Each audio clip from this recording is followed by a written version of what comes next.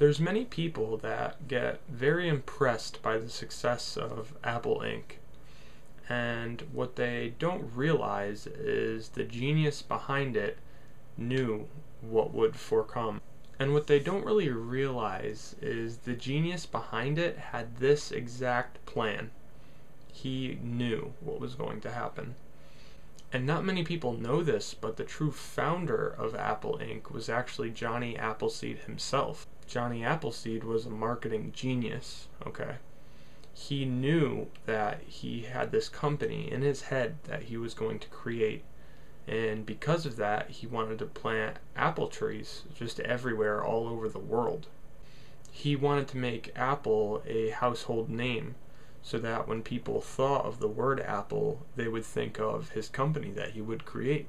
For his time, Johnny Appleseed was a genius, and he still is to this day. Well, many people want to know, why is it called Apple if his name was Johnny Appleseed? But it's just another reason that he was a genius. He knew the simpler, the shorter the name, the quicker that someone could say it, Apple, Apple, Apple. It just made the whole process a lot easier. Appleseed doesn't have the same ring to it, the same zing as Apple, Apple. Many people question if Apple were to ever fall, what would happen? But to be honest, even if Apple did fall, another apple tree would grow because of the seeds in that apple. You could kind of see it in their sales, sort of, from when a new generation of iPod comes out, and then it starts to decrease and decrease, and then it goes right back up when something new comes out, like the iPad, just for example. They say that the apple doesn't fall far from the tree, and that's exactly true. You could see all of Apple's creations are all sort of like one another.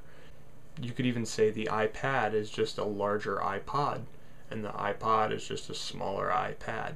It basically is the same thing.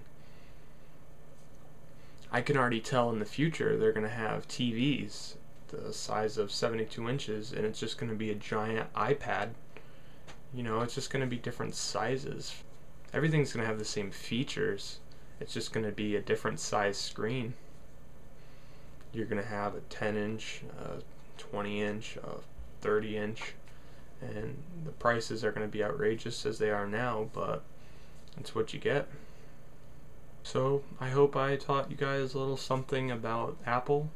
Knowledge is power, so the more you know, the better.